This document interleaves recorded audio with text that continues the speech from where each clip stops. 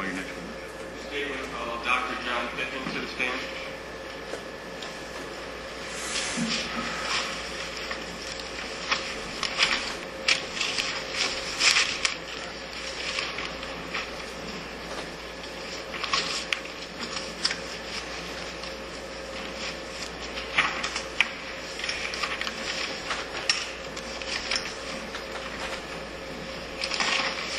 Would you step up here, please, and I'll swear you in?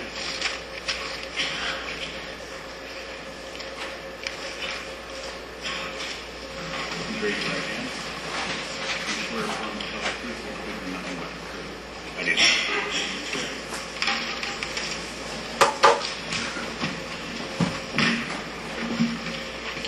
Please introduce yourself to the jury. I'm John Pittman, And where do you live? Williamsburg, Virginia, How long have you lived there? since 1995. What do you do for a living? I'm a hand and plastic surgeon. And how long have you been a hand and plastic surgeon? Since 1995. Can you briefly give us your post-high school education? Yes, I went to undergraduate at Northwestern University, where I got degrees in biology and psychology. Dr. Pittman, do you know the defendant, Tracy Richter? Yes, How do you know her? we were married. And when did you meet Miss Richter? During my fourth year of medical school, which would be either late 1986 or early 1987. I think 1986. You said you were married to her. When did you get married? Got married in 88. Where did you first live when you got married? What state? In Colorado. Did you and the defendant have any children together? Yes, one child. And his or her name? His name is Bert. Bert can be spelled at least a couple ways. Can you spell it for the record? B-E-R-T. And it is Bert, not Bernard or Bertram. It's Bert. And what's Bert's date of birth? It is February 1st, 1990. At some point, did you and the defendant separate? Yes. And when was that? That was in 1992.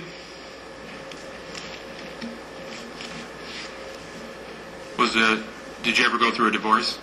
Yes. When was the divorce final? 1996.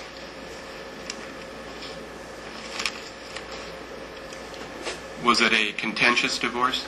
Yes.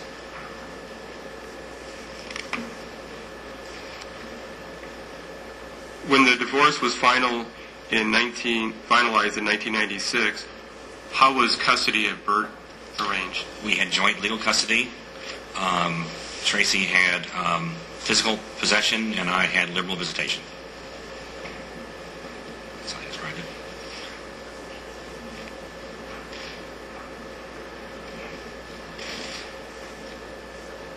In your divorce action, your dissolution action, who was your attorney? Stephen Comey. How do you spell his last name? K-O-M-I-E. Stephen is with a P-H.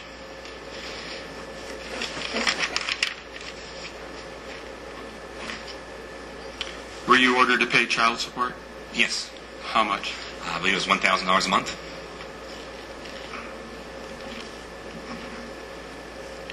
When you were divorced, where were you living? In Williamsburg. And do you know where the defendant, Tracy Richter, was living at that time? In Chicago. You mean when the divorce was finalized or separated? That's a good question. Let's start when you get separated. When we were separated, it was in Chicago. We just moved from Colorado to Chicago, and the divorce was finalized when I was in Williamsburg. Okay. At some point, did the defendant and your son move after the divorce was finalized? Yes, they moved to Iowa.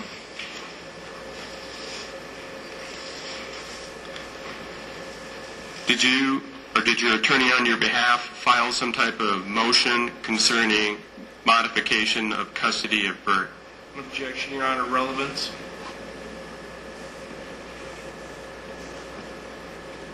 Oral. You may answer. Yes. And do you know when that was filed?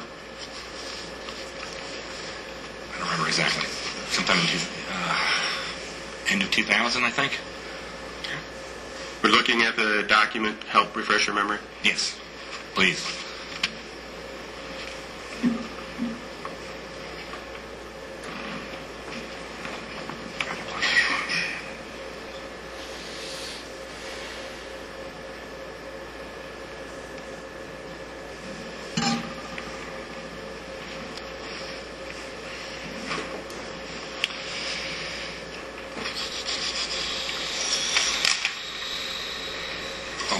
Does that help refresh your memory? Yes, February 8th, 2001 is when this is filed.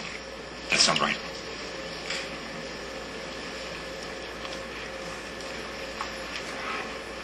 And then this motion filed on February 8th, 2001 was one of the grounds asking for physical custody of Bert. Yes. Was that action still pending on December 13th of 2001? Yes, to the best of my knowledge, yes. Who was your attorney for that action? Stephen Comey.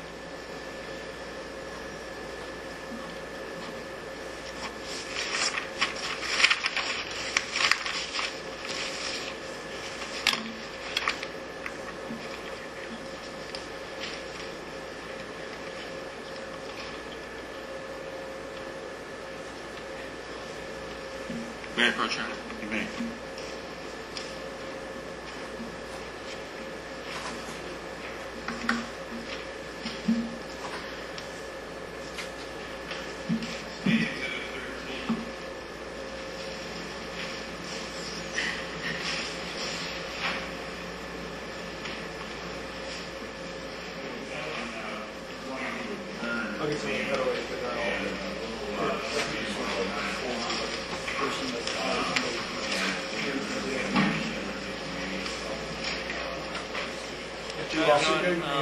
August 5th of 2011, the government filed their trial information.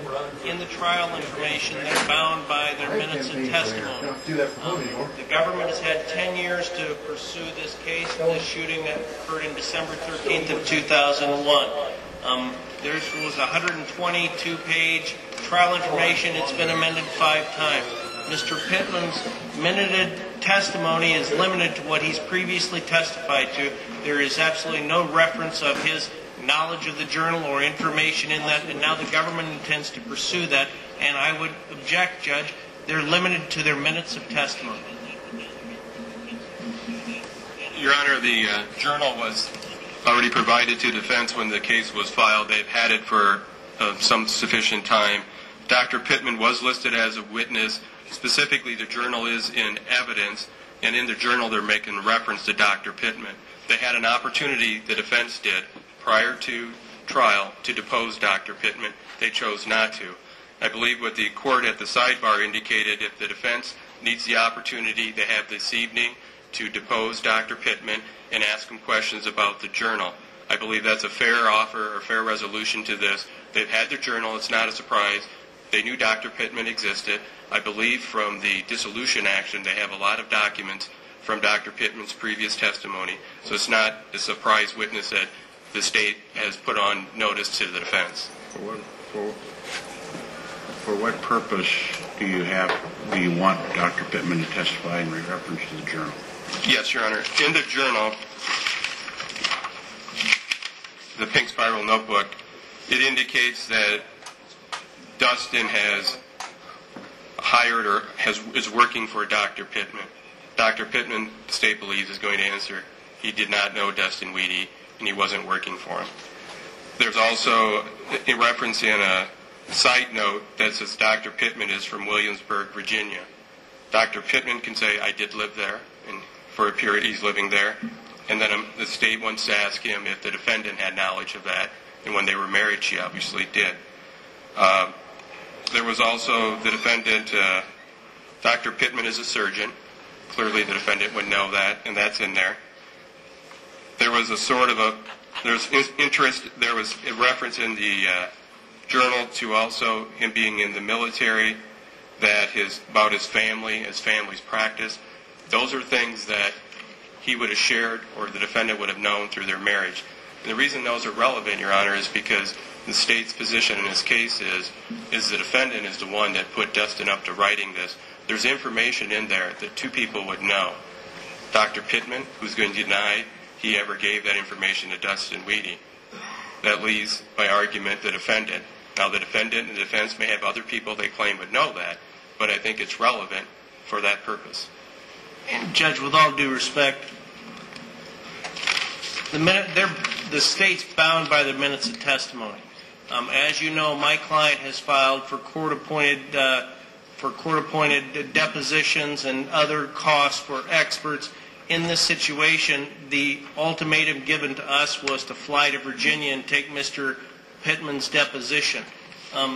Looking at the minutes of testimony, that obviously the state knows how to amend those, they're limited to what their minutes of testimony say. So when the government's attorney says that this shouldn't be any surprise to them, they knew about the journal, the state is required to put us on notice of what the evidence will be. We have a 122-page trial information, 5 different amendments. We looked at this, and based upon the minutes of testimony, there was a determination that my client couldn't afford to fly out there, and even if we would have flown out there, she couldn't go. So with this, we're asking that she be bound, the government be bound by that, or in the alternative, the defendant would propose the following: that the state file a stipulation where the parties agree to the stipulated agreement on what Mr. Pittman knows, and he may fly back to Virginia. But to have us have to do a deposition in the middle of a first-degree murder trial because the state didn't adequately identify its minutes of testimony is something that shouldn't be addressed now, and they should be bound by that. Do you think it's a surprise that you have a journal that the decedent is stating that Dr. Pittman hired him, that this man wouldn't appear and say, no, I don't even know the man? That shouldn't come as a surprise to the defense. I don't disagree with that, Judge. In fact, there's a sidebar that was made, if I may, was that the court may want to address Mr. Pittman on whether he wants to assert his Fifth Amendment rights, because in this situation, the government is assured that that somehow my client, or that's their theory, somehow my client authored this report. The court may want to advise Mr. Pittman to see if he wants to seek legal counsel. But in this, I knew there was a journal, but I'm also allowed to rely on the government's minutes of testimony to determine how to prepare for trial. And when Mr. Hammerhand says in a sidebar that he's going to bring in this new information regarding the journal, that's contrary to his own minutes of testimony. The ruling will be that in regard to the issues that Mr. Hammerhand has enunciated here, in regard to that journal, Dr. Pittman will be permitted to testify. You can take his deposition tonight. He is here. And if you feel that's necessary, go ahead. But he will be able to testify tomorrow morning in regard to that. And Your Honor, so it's clear, there's 10 paragraphs of that journal, and that's what I'm going to be asking about. There's 10 paragraphs in that journal. I just went 2 or 3 just to give a court an idea. I didn't want the court to think I was just doing those 2 or 3. All right. In regard to anything in reference to that journal that pertains to Dr. Pittman, he'll be able to testify. Thank you. Sir, would you read into the record what those 3 paragraphs are? No, I said 10. I said initially, I think I told the court there was 3 paragraphs, but I believe the journal has 10 paragraphs, and that's what I'm covering, which would be side notes in the journal. And once again, my ruling in regard to anything concerning Dr. Pittman, he'll be allowed to testify. Thank you. Okay, that'll be all.